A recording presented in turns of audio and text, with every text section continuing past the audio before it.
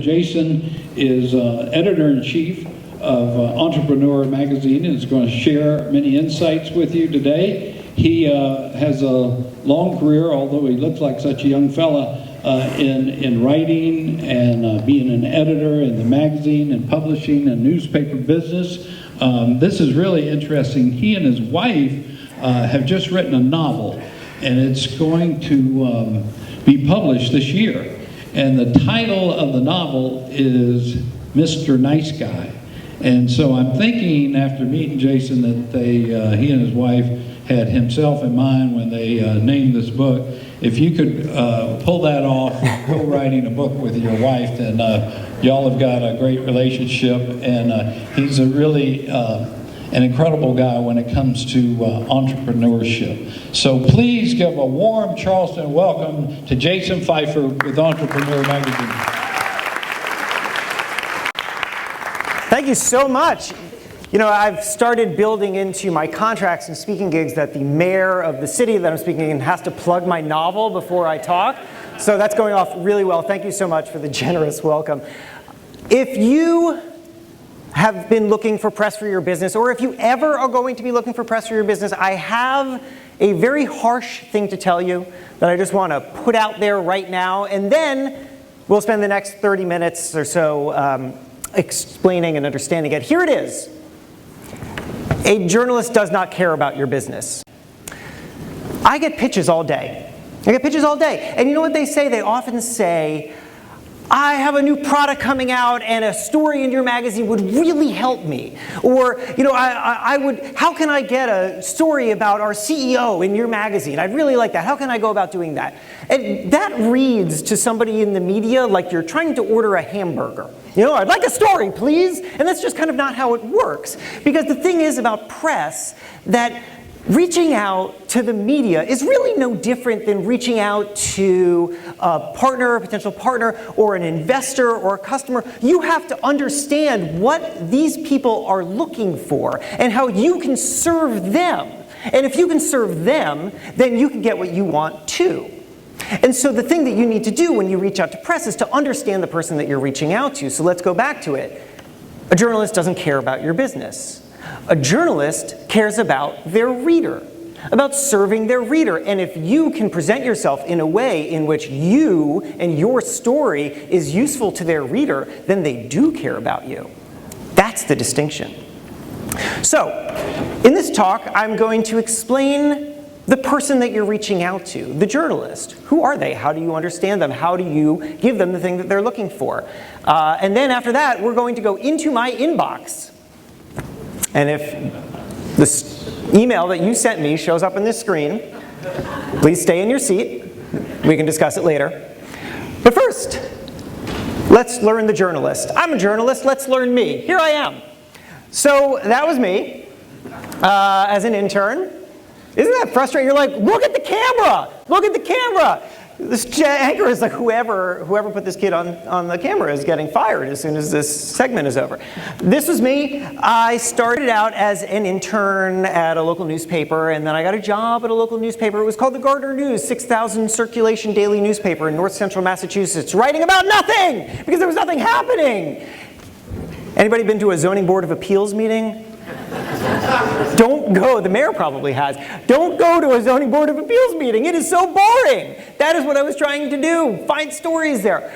After a year of that, I just had enough. I quit because I had decided that the people who I wanted to write for, the New York Times, the Washington Post, magazines in New York, that those people were not reading the Gardner News. They were never going to come to me. I needed to go to them. So I quit that job, and I sat in my cheap bedroom in north central Massachusetts, which was next to a graveyard. And I sat there every day looking out upon my career. And I pitched. I pitched stories. I pitched stories everywhere, and I landed something in the Washington Post health section, and in the Boston Globe, and the Associated Press, and then I got another community newspaper job because I was lonely. And I worked that for about 2 years, and I kept freelancing, and I got this regular, steady thing going at Boston Magazine. And after a year or so, I saw some movement. there was a senior editor who was leaving, and then there was a junior editor who was probably going to move up and take that senior editor's position, and that meant that there was a junior editor position that was open, and I wanted it. That was my position. So what did I do? I quit the newspaper, and I moved to Boston, and I got a very expensive apartment that was not next to a graveyard, and I said, I'm ready to be hired. And amazingly, the editor-in-chief of Boston Magazine did hire me. Had he not, I do not know what I would have done, but he did. And from there, I got a job at Men's Health. I moved to New York. Then I went to Fast Company, Maxim, Entrepreneur. I wrote for GQ, Slate, Popular Mechanics, kind of all over the place. And the reason I'm telling you this is that every journalist that you meet will have some version of a story like this. Risks that were taken for an industry that they love, for something, a job that they feel lucky to have. Lucky. You know, entrepreneurs will say, rightfully so, that if you can do anything but be an entrepreneur, go do that. Because being an entrepreneur is really, really hard, and you only do it if you have to do it.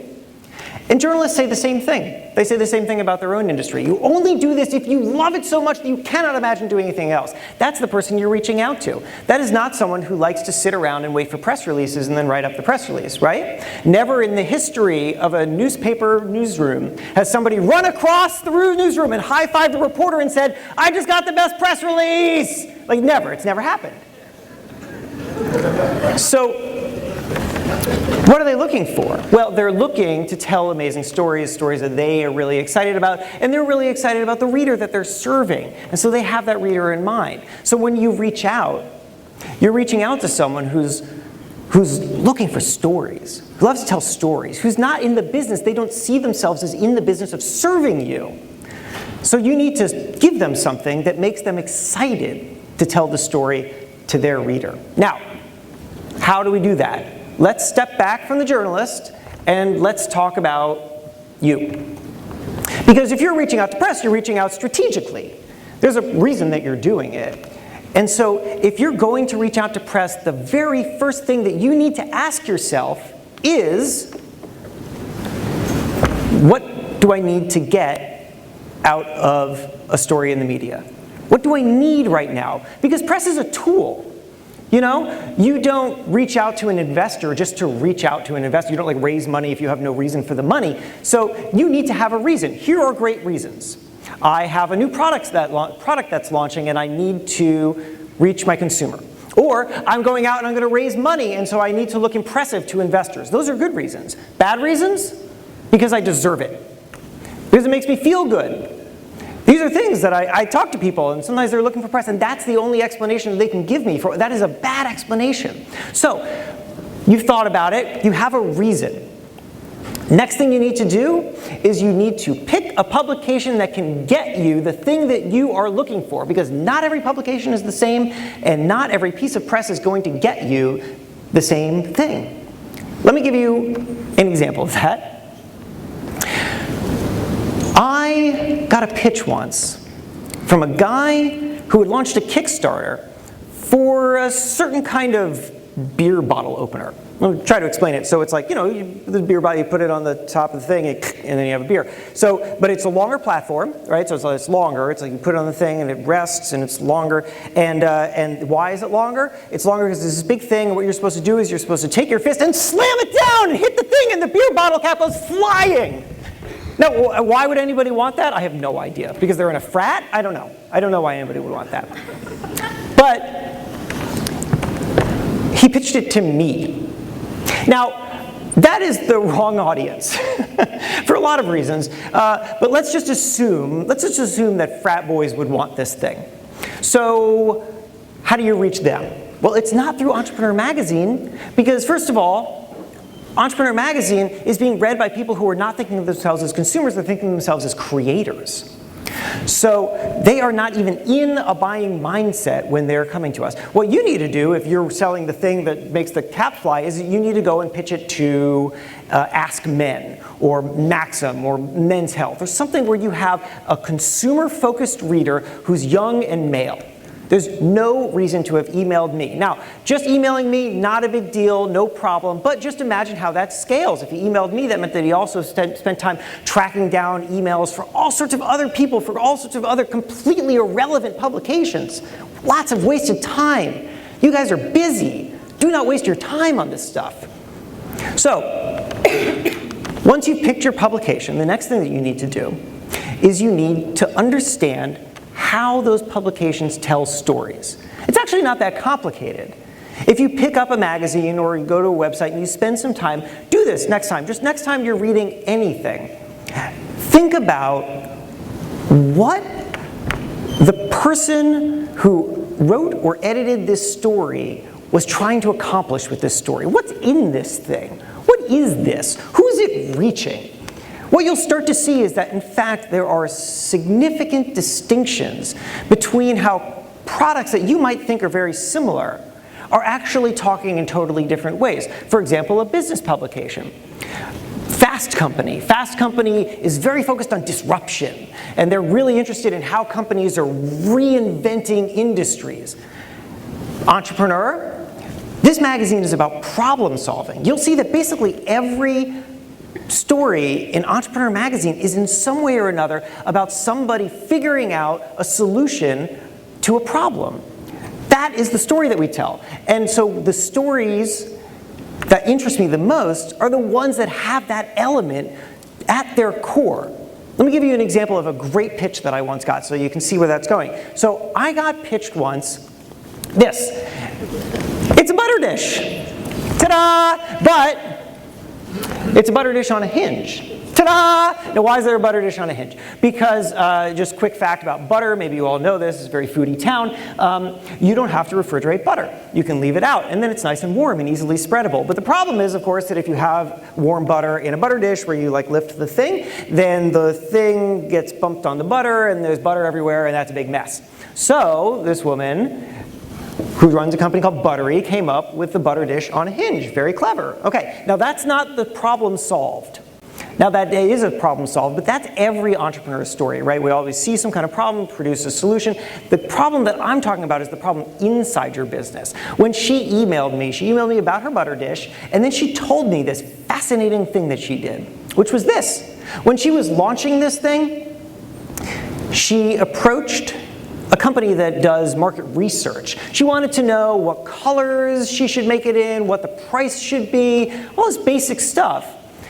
And the market research firm quoted her $10,000. And she did not have $10,000. So what do you do?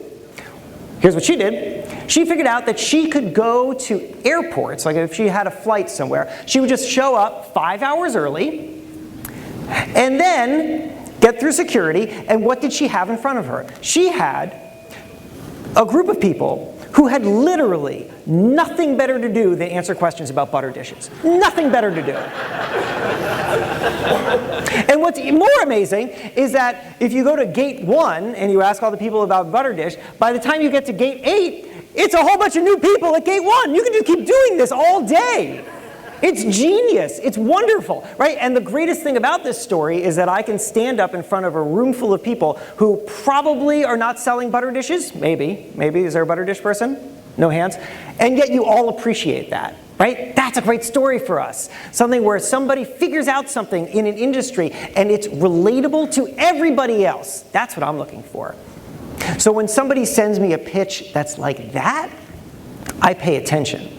That is someone who spent time seeing the kinds of stories that I run. She realized problem-solving stories. That's what's in this magazine. And when she reached out to me, she told me about a problem she solved. Now, let's say that you do that and it still doesn't land. Could happen. Here's a tip. Sometimes you are not the story. Whatever the timing is, you're not reaching the right publication. Everybody wants that great big feature on themselves. Sometimes that's not going to happen, but sometimes you can be part of the story. You know your industry considerably better than the person that you're reaching out to. A journalist is not an expert in the way that you are an expert. I mean, did you just listen to my background that I just gave you? Does it sound like I should be running a business magazine? I didn't run a business. right? It's obnoxious that I'm running a business magazine. I didn't run a business. It's obnoxious. But that's the industry. That's the industry. What I am is I'm a guy who knows how to make magazines. I'm a guy who understands media and storytelling. But I'm not an expert. You're an expert. So you're seeing things that I am not. You're seeing fascinating things that are happening in your industries that I am not. And if you can tell the journalist, hey, here's a super interesting thing that's happening, and I think that you'd be interested in it for X, Y reasons, and I am whatever, however you're a part of it, you've been experiencing it, then that can be really useful. Here's an example.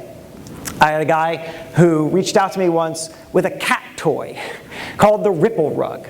Okay, quick thing on the Ripple Rug. So it's a rug, and then there's another rug on top of it. But the rug on top of it is kind of rumpled, and there are holes in it, and the cat does the cat thing, and that's the Ripple Rug. And he reached out to me, and he pitched me the Ripple Rug, and I responded, and I said, thank you, but it's just not for us, right? We're not Cat Toy Monthly.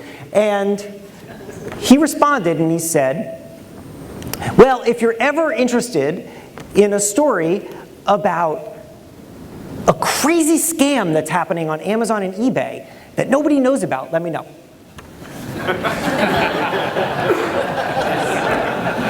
You gotta say yes to that, right? So I call him up, and here's what he tells me. It's crazy, maybe you've heard of this. It's called Amazon to eBay arbitrage. And it goes like this. So Fred makes the Ripple Rug.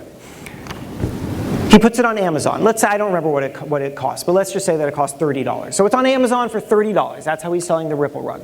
Now, there is somebody who has purchased arbitrage software, scans through Amazon looking for best-selling items, copies the listing, copies all the text and the photos, and then creates eBay posts of that product and jacks the price. Okay? So now it's on Amazon for $30, and it's on eBay for $45. And if you, the customer, are going around eBay and you stumble across the Ripple Rug on eBay, and you're like, that's perfect for my cat, and you buy the thing for $45, guess what? The arbitrage person, who you don't know exists, of course, just goes over to Amazon and buys it for $30 and has it shipped to you and pockets the difference. It's genius and really frustrating. Really, really frustrating. Because if you're Fred, the guy who made the Ripple Rug, so you're the customer. The Ripple Rug shows up to you at home in an Amazon box. And the first thing you do is you open it and you give it to your cat, and that's great. But you're thinking, wait a second, why did this thing show up in an Amazon box? I bought it on eBay. So what do? Well, you go onto Amazon, you look up the Ripple Rug, and you discover that it's $15 cheaper on Amazon. And now you're pissed because you think that you were ripped off. And who are you pissed at? You're pissed at the Ripple Rug because you don't know the arbitrager exists. And so you stuff that thing back in a box, and now it's covered in cat hair, and you send it back to Amazon, and it makes its way back to Fred, the guy who made the thing, and now he's hit with all sorts of fees. And that's why he's pissed, and that's why he wants to tell me about this. And that is fascinating. And so we ran this large story about it. Here it is, The Curse of the Rogue Salesman. So Fred, by telling me about this thing, got a 6-page feature in Entrepreneur Magazine. Pretty good, right? Way better than if I was just going to write about his cat toy. I don't know how large that would have been, 100 words.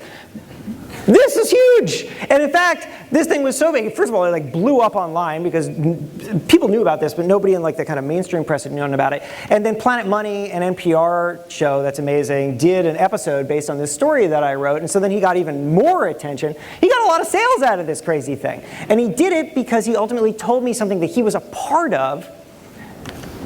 But it wasn't just a story about him. So I think it's time to start digging into the inbox. Again, stay seated if your email shows up here. I'm going to show you 5 emails, and then we can talk. All right. Number 1. Good afternoon. We want to do an article about a new person we hired. Is that something we could do in your publication? You laugh, but I get this stuff all the time. This is what I'm talking about when people are trying to order a hamburger. Doesn't this read like you're trying to order a hamburger? I would like a story in your publication, please, with fries. It's so weird. So, okay, a couple things about this pitch. The most important one I have right there, be realistic about what's news. Think about it this way. A publication is going to cover you once. once, maybe twice, but probably once. Is this the story that you want? The new person that you hired, is that the story? Or do you want to wait until you've got something great? Something that really knocks it out of the park, something that's perfect. Perfect for what you are looking for. Because right back at the beginning, I was talking about how a story should be useful to you. You have to have a goal. This can't possibly be the goal. What would this be? So I think people need to really, you don't just go out to get it because it is there. You go out when it's really, really important. Here's another one. Hi there, Jason Feifer. We have an amazing boss here at whatever. His name is whatever. Oh yeah, wait, can we just also, the subject line, how can we get a mention or article written on our amazing boss? Another hamburger order. Anyway, he started the company in 2010 with the goal of making every office a lot more healthy with standing desks. By the way, can I just say, this is not the point of this, but when you're reaching out to someone, you have to remember what people are passionate about and the world that they live in. You're reaching out to people who indulge in language for a living. Here's how I read it. With the goal of making every office a lot more healthy with standing desks, right? Don't capitalize things that don't need to be capitalized. It's basic. Okay. He has true integrity and sells only the highest quality of products. His customer service focus is also A++. We would love a chance to tell his amazing story on your website and in publications. Multiple publications, apparently. Okay, so here's the thing. Here's the reason that I put this one up here, because I get a lot of versions of this. What makes you unique? The very first thing you just thought of, throw that out. That's not the answer. What makes you unique? Here are the things that I get all the time. I'm a mom who started a company. I'm a mompreneur, or whatever that unpronounceable word is. I'm a 21-year-old who started a company, whatever it is. People often think that they are unique for something that they are in fact not unique for. I get emails about mompreneurs and 21-year-old entrepreneurs all day. That is not what makes them unique. What makes them unique is that they figured out how to do market research at the airport. That's the stuff that makes you unique. You got to think about what are other people saying to me that you can be different from. Somebody who has true integrity and sells only the highest quality of products and his customer service is A++. That is not unique, right? Literally everybody would say that about themselves. That's not unique. All right, another one. Hi, Jaden. It's Jason. It's Jason, just in case somebody was like, is his name Jaden? No, it's Jason. My producer says he would like to book me on your podcast. What's your email? Okay, so like so many different things are wrong here. So many different things. But aside from the really obnoxious thing where it's like some other person thinks that you're interesting, I don't know, but you know, here's the thing. Actually, the reason that I put this up here, aside from that it's ridiculous and you should never send something like this, and get to know people's names. What's your email? So let's pause on that. First of all, my email's really easy to find. It's really easy to find. Like it's literally all over the internet. It's also in every issue of the magazine. But also, what's your email is friction. It's friction, right?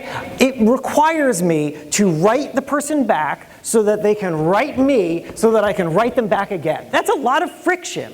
If you are going to reach out with something, make sure that you have your best one shot at doing it.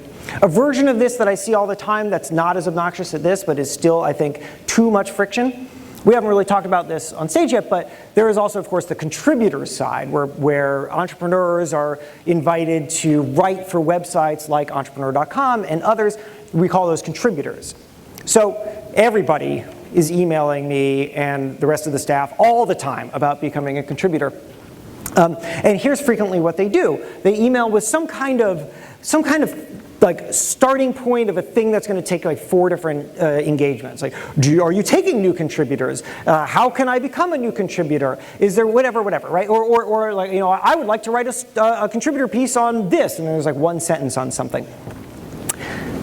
If you have one shot at somebody's attention, don't make it about trying to get their attention a second time. Use that first attention. So what should you do if you want to get attention for your contributor idea? Write the whole thing out. Literally the whole thing. Write a story. It doesn't take that long. These things are like 700 words. Write that story, submit it. Like send it to an editor. Be like, I wrote this, what do you think? Now that, if I'm going to pay any attention to it for a minute, you've got me. No friction. Hello, Jason. My name is blank, and I work in the franchise department here at blank. I was wondering who I would speak to about possibly having an article featured in your magazine. As a big fan of your magazine, I would feel it would be a great exposure for our brand. We recently ranked in your top 500 franchise magazine, and I would love another opportunity to be featured. Okay, this is just a callback to what I was talking about earlier. You know, you see how there's no value offered to me? This is very focused on what they want. And I get it. I get that when you are reaching out to press, you need something. You want something. You're not reaching out just for fun. You're looking for something. But you can't make that the thing that you're presenting when you're reaching out. This is only about them. This tells me absolutely nothing about what I would get out of this. How is this interesting to my reader? What is happening at your company that would be interesting? It doesn't tell me that at all. Do not focus on you and what you want. Focus on what I'm looking for. And when you do that, I will be more... I will see the opportunity. I'll see the opportunity. All right, I got one more. So this was a tweet. Flipping houses is trendy, but ever hear of wholesaling house contracts? Interested in that, bro? I mean, I don't think I have to explain the lesson on this one. But, nah, bro. Nah, bro. So, those are the 5 emails.